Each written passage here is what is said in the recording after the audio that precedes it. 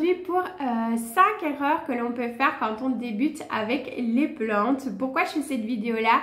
Tout simplement parce que je me suis dit que ça pouvait peut-être répondre à quelques questions que les débutants se posent lorsqu'ils ont acheté leur nouvelle plante. Parce que parfois, voilà, j'ai des questions sur l'arrosage, sur le terreau. On m'envoie une photo, on me dit c'est ma nouvelle plante, je l'ai mis à cette place-là. Est-ce que tu penses que ça ira? Enfin voilà, c'est toutes des petites questions comme ça des fois que je reçois. Et je me suis dit, pourquoi pas compiler 5 erreurs. Enfin, vous allez voir que dans les 5 erreurs, il y a plusieurs petites erreurs dans chacune. Je groupe en fait par entre guillemets catégorie d'erreurs. Voilà, j'ai un petit peu groupé comme ça. Donc il y en a 5. Pour moi, voilà, c'est des petites choses auxquelles il faut faire attention, mais sans se culpabiliser. Petit moment de déculpabilisation. On a tous commencé avec les plantes, on a tous fait des erreurs, on a tous tué des plantes. Les erreurs que je vais mentionner là, je pense que pour ceux qui me suivent depuis un moment et qui ont des plantes depuis un moment, je pense que vous allez complètement adhérer entre guillemets en disant ben oui, moi aussi j'ai fait cette erreur là, celle-là, voire je les ai toutes faites. Pour mon cas, je crois que je les ai toutes faites, hein. Donc voilà, c'est normal en fait quand on débute, c'est en faisant des erreurs qu'on apprend. Voilà, donc il n'y a pas de culpabilité à avoir si vous faites des erreurs, si vous tuez des plantes, rip à elles, on s'en excuse, mais malheureusement ça arrive. Et pas qu'au début, hein, voilà, il faut se le dire, même quand on a des plantes depuis plusieurs années, on fait encore des erreurs et on tue encore des plantes, c'est tout à fait normal parce qu'on va peut-être démarrer avec une nouvelle espèce qu'on n'avait pas encore à la maison, donc il faut chaque fois réapprendre avec les plantes. Pour moi, c'est un apprentissage constant en fait. Donc voilà, je voulais juste faire ce petit moment de déculpabilisation. Maintenant que c'est fait, que vous êtes bien déculpabilisé, on va y aller avec les 5 erreurs. La première pour moi, c'est de tout simplement vouloir trop s'en occuper. Et là, il va y avoir plusieurs petites erreurs, notamment le fait de trop arroser. Alors, vous avez vos plantes pour la première fois, c'est peut-être les premières plantes d'ailleurs que vous avez. Peut-être que vous avez quitté le domicile de maman et papa, vous avez votre appart, vous avez été chercher quelques plantes. Et tous les 3 jours, en prenant votre café, vous dites « Ah je vais arroser mes petites plantes ». Erreur. Trop arroser, c'est l'erreur, je pense, la plus classique que l'on fait tous parce qu'on veut trop s'en occuper. Et du coup, c'est là où on peut aussi faire des erreurs comme au niveau de l'arrosage. Dites-vous bien qu'une plante se remettra plus facilement d'un manque d'eau que d'un trop plein d'eau. Alors, bien évidemment, il ne faut pas vous les assoiffer pendant des semaines, on est bien d'accord. Mais voilà, une petite sécheresse passagère, la plante s'en remettra mieux que d'avoir été trop arrosée tout le temps. Donc voilà, retenez cette petite phrase-là, sans l'assoiffer. Et déjà, là, vous allez gérer un petit peu mieux l'arrosage. Il y a énormément de facteurs qui rentrent en compte pour arroser une plante. Hein, donc, je ne vais pas les énumérer ici, mais dites-moi si ça vous intéresse que je vous fasse une vidéo vraiment juste sur l'arrosage et du coup voilà, je vous en ferai une avec grand plaisir parce qu'il y a beaucoup de choses à dire, beaucoup de choses à prendre en compte. C'est pas si simple, ça ne se résume pas à arroser une fois semaine ou une fois tous les 15 jours. Voilà, donc n'hésitez pas si ça vous intéresse, dites-le moi en commentaire et je vous ferai une vidéo là-dessus. Et une autre erreur qui rentre dans vouloir trop s'en occuper, c'est changer trop de choses à l'arrivée des plantes. Quand elles arrivent, encore une fois, on veut s'en occuper, on veut les bichonner, les chouchouter, tout ça. Donc qu'est-ce qu'on fait? On dépote tout, on rempote, on la met à la place qu'on a imaginé dans notre tête qu'elle serait trop belle à cet endroit-là. Voilà, vous voyez un peu le truc et on fait mal. Voilà, on fait mal parce que peut-être pas, mais peut-être que la place où on l'a mis convient absolument pas à ce type de plante. Elle était très bien déjà de base dans le terreau qu'elle avait, on le change trop vite. Rempoter une plante à son arrivée, oui, si on remarque des petites choses qui ne vont pas. Donc par exemple, si vous avez un substrat, donc un terreau qui est complètement détrempé, vous savez, vous appuyez dessus, ça fait spitch. Voilà, c'est complètement détrempé, il est blindé d'eau, là oui, dépoter là, enlever tout, apporter-lui un nouveau, ce sera mieux. Mais s'il n'y a pas ça, qu'il n'y a pas plein de larves de nuisibles dans le terreau ou autre, c'est mieux de laisser un petit peu la plante tranquille à son arrivée, quelques jours, une semaine, 15 jours.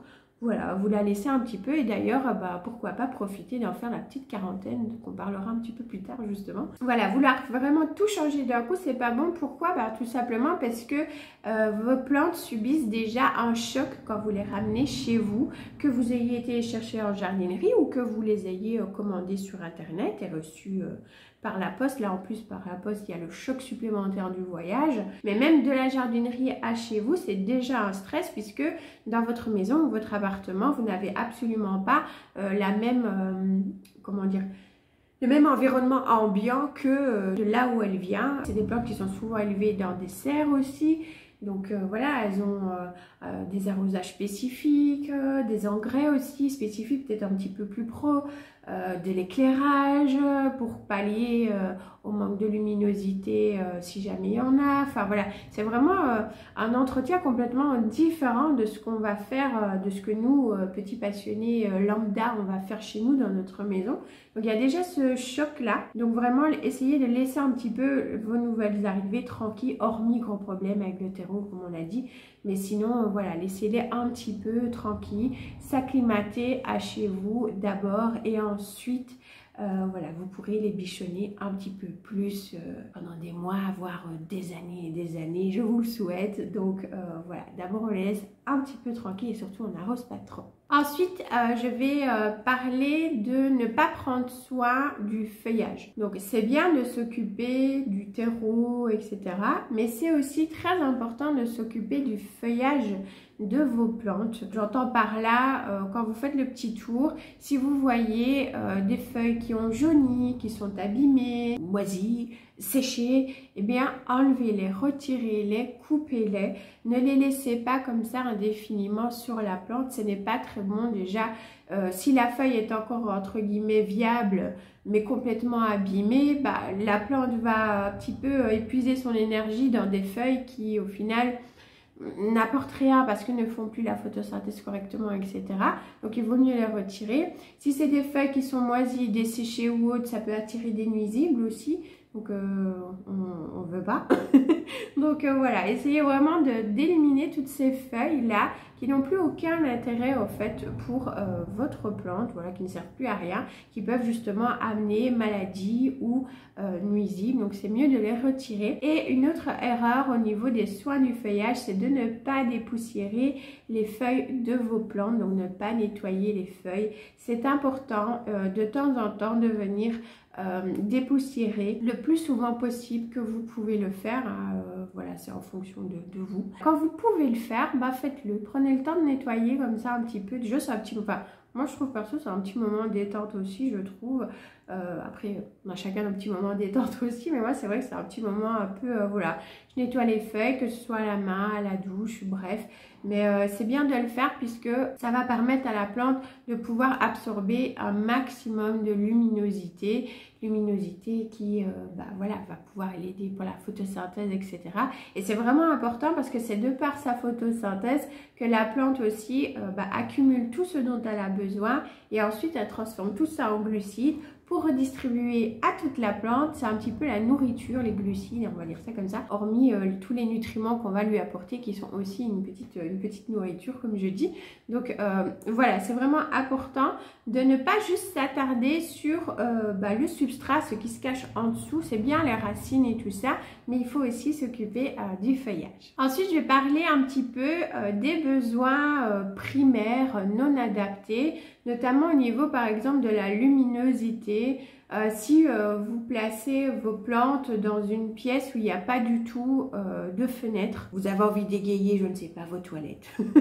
On va dire les toilettes, puisque souvent il n'y a pas de fenêtre dans les toilettes, voilà. Ou votre entrée. Et vous avez envie d'égayer le tout, vous allez mettre une plante parce que c'est joli. Voilà, c'est joli, c'est accueillant quand les gens y rentrent. Voilà, dans l'entrée, je parle pas dans les toilettes. Donc là, oui, ça fait joli, mais votre plante va au fur et à mesure commencer à dépérir puisque la lumière, je viens de le voir précédemment, c'est très important pour elle. Elle a besoin de lumière. Donc une pièce où il n'y a pas du tout de fenêtre, eh bien c'est une pièce où il ne doit pas y avoir de plantes. Pas des vraies plantes en tout cas. Si vous voulez égayer un petit peu, à l'heure actuelle, on fait des fausses plantes. Moi, je ne suis pas trop fana, mais voilà, il y a des fausses plantes qui existent. Si vraiment vous avez envie d'égayer votre entrée, votre toilette ou autre, d'apporter une petite touche un peu végétale et colorée, ou alors vous avez des fleurs séchées aussi, ça peut être très très joli. Mais voilà, le vivant, on oublie pour les pièces où il n'y a pas du tout de fenêtre. Si vous avez une pièce où il n'y a pas beaucoup, où vous avez une fenêtre mais c'est peu lumineux, il y a quelques plantes qui peuvent quand même s'acclimater. Je vous avais fait une vidéo avec mon top 3 des plantes qui s'acclimatent bien avec une luminosité plus faible. Exposé nord par exemple, voilà, vous avez une petite fenêtre exposée nord comme ça. Il y a quelques plantes qui peuvent bien s'acclimater quand même et se plaire. Après, elles ne vont pas devenir énormes. Donc voilà, il y a ça. Qu'est-ce qu'il y a d'autre? Oui, là, on va parler de l'inverse, du plein soleil. Il y a des plantes qui aiment être en plein soleil, mais c'est quand même plus rare. La majorité des plantes vertes qu'on a habituellement dans nos intérieurs ont besoin de luminosité plus ou moins forte suivant la famille ou l'espèce, mais ne supportent pas les rayons du soleil direct. Le plein soleil, ça va avoir des conséquences de brûlure, des feuilles, etc. Surtout si elle est collée derrière une fenêtre. Si elle est éloignée, passe encore. Mais si elle est collée à une fenêtre plein sud, là, voilà, il va y avoir des dégâts au niveau du feuillage et la plante peut se porter aussi mal, avoir des coups de chaud. Donc voilà, il faut faire attention avec le plein soleil. Courant d'air. Là aussi, surtout l'hiver, évitez de placer des plantes susceptibles de se prendre des courants d'air tout près d'une porte ou une fenêtre que vous laissez ouverte aussi. Il faut faire attention aux courants d'air froid. Ça peut vraiment être néfaste, voire être fatal même pour la plante. Donc là, on a parlé des besoins primaires plus luminosité, ambiance, etc. Je pourrais dire l'humidité aussi, mais bon, vous savez que chez moi, il fait pas super humide, je sais pas combien il fait là. De ce côté-ci, on est à 29 degrés pour 50% d'humidité. J'ai plus d'humidité que ce que j'ai d'habitude. D'habitude, je suis en dessous de 50% quand on est à un temps classique normal. Là, il a fait chaud, un peu humide aussi, hein, donc voilà, ça a augmenté un petit peu. La chaleur a augmenté aussi. Et, 29 degrés, c'est déjà beaucoup. Tout ce qui est courant d'air, luminosité, humidité, c'est des besoins entre guillemets primaires auxquels il faut essayer d'adapter, de pallier du mieux que possible et faire attention surtout pour les rayons du soleil et les courants d'air. Ensuite, on va avoir les soins de base qui ne vont pas être respectés, comme par exemple ne pas fertiliser ces plantes. Elles ont besoin de se nourrir et les nutriments dont elles ont besoin vont être apportés par la fertilisation, donc par un apport d'engrais que l'on va faire nous. Voilà, parce que j'ai déjà eu, il y a quelques temps d'ici, des personnes qui me disaient « mais oui, mais dans la nature, on n'apporte pas d'engrais, donc il faut laisser faire la nature ». Alors, il faut laisser faire la nature dans la nature. Oui, des plantes qui sont à l'extérieur, qui vivent dans un vrai sol, etc. Ben là, elles ont l'apport de nutriments dont elles ont besoin parce que ce sol, cette terre sur laquelle nous-mêmes on marche, se renouvelle constamment au niveau des nutriments puisqu'il va y avoir tout un tas de choses qui vont se décomposer, qui vont venir renourrir le sol. Il y a des mycorhizes, des petits champignons dans les sols, etc. Enfin, il y a énormément de choses dans la nature. Là, pour le coup, on peut le dire, Mère Nature est bien faite, qui font que le sol se régénère constamment en nutriments que les plantes vont pouvoir puiser pour se nourrir, etc. Mais quand on a des plantes en pot chez soi dans la maison, que l'on va rempoter dans des terreaux, à la base les terreaux sont quand même un petit peu nourrissants et le plus souvent maintenant déjà enrichis en engrais. Donc voilà, mais cet engrais va être puisé par la plante, donc au bout d'un certain temps, qu'est-ce qui se passe? Au bout de plusieurs semaines, le terreau que vous venez de mettre à votre plante va entre guillemets se vider des nutriments qui auront été absorbés par la plante. Donc après vous vous retrouvez avec un terreau en fait qui n'est plus du tout nourrissant. Et c'est quelque chose d'important pour les plantes. Donc c'est pour ça qu'il faut absolument faire un apport d'engrais à vos plantes, qu'il faut les fertiliser. Je vous avais fait une seule, je crois, vidéo sur la fertilisation. Pareil, je vous la mettrai aussi dans le petit i si ça vous intéresse d'aller la regarder. Ben, je vous y invite. Je vous explique déjà plusieurs choses sur la fertilisation parce que c'est vraiment quelque chose d'important. On va aussi dans ces soins primaires, le fait de ne jamais rempoter sa plante. Bah là, c'est un petit peu le même principe. Si vous ne rempotez jamais votre plante, au bout d'un moment, le terreau, on l'a vu, il s'épuise en nutriments, mais il va aussi devenir inadapté, c'est-à-dire qu'il va, par exemple, au bout d'un moment, il va être trop vieux, il va être complètement desséché, il va faire des mottes, il va se décoller de plusieurs centimètres parfois, j'ai déjà vu du bord du pot. Et là, en fait, eh ben, qu'est-ce qui se passe? Par exemple, si vous essayez d'arroser un terreau comme ça va s'écouler tout de suite. Le terreau ne va plus arriver à absorber l'eau et donc ne va pas pouvoir la redistribuer à la plante puisqu'il n'y en a pas. Donc ça, c'est quelque chose d'important aussi de rempoter vos plantes. Ensuite, on va avoir, au niveau du rempotage, justement, on va parler des pots. Utilisez des pots qui ne sont pas adaptés, donc une taille qui ne va pas être adaptée à la plante. Donc voilà, si vous mettez un pot beaucoup trop grand pour une plante qui a des toutes petites racines, elles vont être complètement perdues au fait dans le terreau. Donc soit vous pouvez même risquer, si en plus vous ne gérez pas les arrosages comme il faut, ça peut faire pourrir le peu de racines qui est existante. Dans le pire des cas, c'est ça qui se passe. Ou sinon, vous allez dire, tiens, c'est bizarre, ma plante elle grandit plus, elle fait plus de feuilles. Oui, mais c'est parce que elle va se concentrer en fait sur son système racinaire. Elle va vouloir développer son système racinaire avant de commencer à faire des nouvelles feuilles. Donc voilà, la taille du pot est importante aussi. Il ne faut pas que ce soit trop petit, mais il ne faut pas que ce soit trop grand non plus. Que vous choisissiez un pot en plastique, un pot en terre cuite, je sais pas, un pot géotextile, bref. Il faut qu'il y ait des trous de drainage pour que l'eau puisse s'écouler, pour éviter qu'il y ait de l'eau stagnante qui reste, parce que ça, c'est pas bon du tout quand vous laissez une plante avec plein d'eau stagnante. Il y a pas beaucoup de plantes d'intérieur qui aiment bien avoir vraiment les racines comme ça qui trempent dans l'eau. Ça va plutôt amener une pourriture, un pourrissement des racines qu'autre chose. Il y a très peu de plantes. Je sais qu'il y a le papyrus. La plupart des plantes, retenez ça, la plupart des plantes n'aiment pas avoir les pieds dans l'eau, comme on dit, donc les racines dans l'eau. Donc évitez qu'il y ait de l'eau stagnante. En parlant d'eau, on l'a vu, la fréquence d'arrosage qui ne va pas être adaptée aussi au type de plante. Par exemple, si vous arrosez, je ne sais pas, votre cactus tous les 3 jours, ça ne va pas lui plaire. Et à l'inverse, si vous arrosez votre... désolée. Vous arrosez votre Maronta une fois tous les 2 mois, ça va pas lui plaire non plus. Si tant est qu'elle arrive d'ailleurs à tenir 2 mois sans être arrosée celle-là. Mais voilà, vous voyez un petit peu le principe, le type de plante aussi va interférer dans la fréquence d'arrosage que vous allez devoir donner à la dite plante. La 5e et dernière erreur pour ma part, ça va être l'oubli des nuisibles. C'est-à-dire soit oublier qu'une plante peut avoir des nuisibles, soit ne pas être au courant. Vous aurez un jour des nuisibles, peu importe lesquels, mais il y en aura, c'est comme ça va un petit peu avec le packaging, avec le lot comme je dis. Il faut s'y préparer, il faut essayer de prévenir et de contrôler.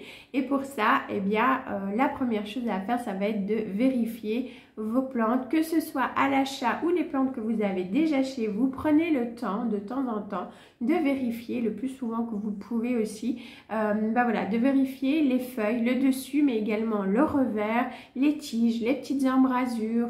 Voilà, essayez vraiment de checker un petit peu tout ça. Je vous ai fait 2 vidéos sur les nuisibles, un Thrips et Acaria et l'autre où je vous donne 11 conseils plus un conseil bonus pour vous aider à prévenir et contrôler les thrips. Pareil, je vous mettrai dans le petit et dans la barre de description. Je vous invite du coup à aller les regarder parce que voilà, je vous donne plus de détails que dans cette vidéo-ci. Mais voilà, checker ces plantes, c'est quelque chose qu'il faut faire pour pouvoir prévenir au mieux et contrôler au mieux ces attaques de nuisibles qui vont avec le packaging du Plant Addict. Vous pouvez aussi faire des traitements préventifs, c'est mieux, curatifs quand il y en a déjà, voilà, mais les traitements c'est bien aussi. Pareil, je vous explique dans ces vidéos-là quelques traitements et je vous ai fait la vidéo sur le savon noir aussi, que d'ailleurs vous avez beaucoup apprécié, donc merci beaucoup à vous.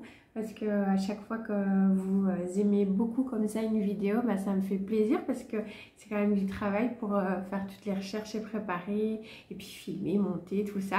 Donc voilà, je vous remercie beaucoup pour votre accueil avec cette vidéo-là et celle du marc de café aussi, que vous avez beaucoup aimé. Mais voilà, je vous mets aussi celle du savon noir si vous voulez savoir comment l'utiliser pour vos plantes. Peut être très utile, pas pour de grosses attaques, je le reprécise dans cette vidéo-là. Là voilà, il n'est pas suffisant à mon sens, mais il a de très belles propriétés insecticides de contact aussi qui ne sont pas à négliger et qu'on va pouvoir utiliser aussi. Donc voilà, les petits traitements préventifs c'est mieux. Le fait de nettoyer aussi, comme on a vu, prendre soin du feuillage, de les nettoyer régulièrement, sans le savoir vous allez aussi agir un petit peu sur ces nuisibles là. Le fait de doucher vos plantes aussi, ça va aider puisque la plupart des nuisibles n'aiment pas l'humidité. Donc ça va les rebuter un petit peu d'aller sur une plante qui est humide, qui est mouillée. Après, il ne faut pas les faire trop souvent non plus, sinon vous risquez d'amener des maladies cryptogamiques, donc des champignons sur le feuillage. Mais par exemple en cas de canicule, etc. ou de grande sécheresse, ou même en hiver quand il fait trop sec dans les intérieurs, une petite douche comme ça de temps en temps, ça fait du bien aux plantes et ça agit en préventif comme ça aussi pour les nuisibles. Donc voilà, les petites douches, c'est pas à négliger. Et la dernière petite chose, c'est ce qu'on a vu tout à l'heure où je vous disais quand vous laissiez vos plantes tranquilles, de profiter de faire une petite quarantaine en même temps. Voilà, c'est de mettre toute nouvelle arrivée, que ce soit vous qui l'ayez acheté, peu importe, jardinerie, site internet, bref, des plantes qu'on vous a offertes. Faut pas avoir peur de les mettre en quarantaine, les gens vont pas être vexés du tout. Surtout s'ils sont plantes addicts eux-mêmes, ils comprendront très bien que vous les mettiez en quarantaine. Donc voilà, des plantes qu'on vous a offertes, des plantes que vous avez achetées, que vous avez échangées. Essayez de faire une petite quarantaine comme ça, c'est toujours utile. De manière préventive, en fait, si jamais la nouvelle plante a des nuisibles, le fait de la mettre à part, ça vous aide à ne pas infester directement toutes vos autres plantes en la plaçant directement justement à la place que vous souhaitiez. Une petite quarantaine, ça fait pas de mal. Et voilà, j'ai terminé du coup avec les 5 erreurs que l'on peut faire quand on débute avec les plantes. Donc pour les récapituler, il y avait vouloir trop s'en occuper, négliger les soins du feuillage, ne pas adapter les besoins primaires, ne pas respecter les soins de base et oublier les nuisibles. Voilà, pour moi c'est ces 5 erreurs-là qu'il faut essayer d'éviter. Et si vous les faites, encore une fois, c'est pas grave, c'est normal. C'est comme ça qu'on apprend. J'espère que ça vous aura plu, que ça vous aura été aussi utile. Comme d'habitude, n'hésitez pas à me laisser vos commentaires pour me dire ce que vous avez pensé de la vidéo et me partager surtout votre propre expérience. Partagez-moi les erreurs que vous avez faites et celles que vous faites peut-être encore aujourd'hui. N'hésitez surtout pas.